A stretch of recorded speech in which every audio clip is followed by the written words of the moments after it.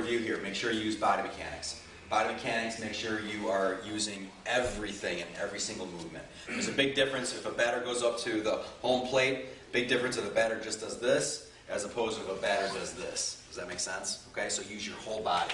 Then we got to kickboxing. Kickboxing, a lot of important things. We went through actually a lot more stuff than I was planning on going over today. First of all, the whole concept of loading. Remember, don't cock back and then fire. Get in the position and then just launch just from that position right there. That's what loading is all about. Rear foot. What do I mean by rear foot? Who remembers that?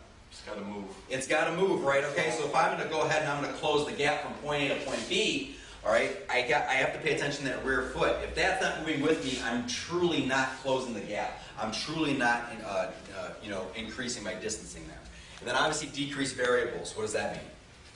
Unnecessary movement. Yeah, that's right. Cut out the unnecessary movement.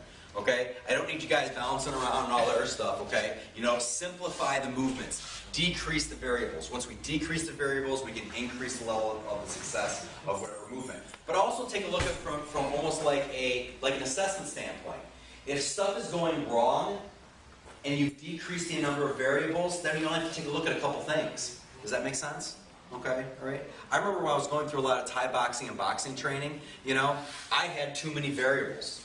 And so trying to pinpoint exactly what I was doing wrong, finally the coach I was working with just said, you know what, we need to totally tear down everything and kind of start all over again, Last but not least, ground fighting.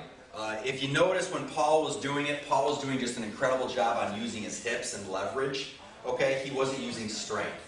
What's the problem with using strength and power over leverage down the ground? Get tired. Yeah, you get tired faster. What else? If the guy's stronger.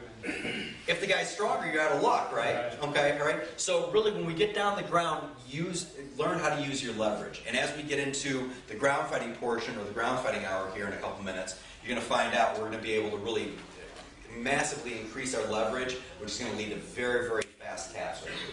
Okay. All right, guys, great workout here. We're going to start the ground stuff in 2 minutes.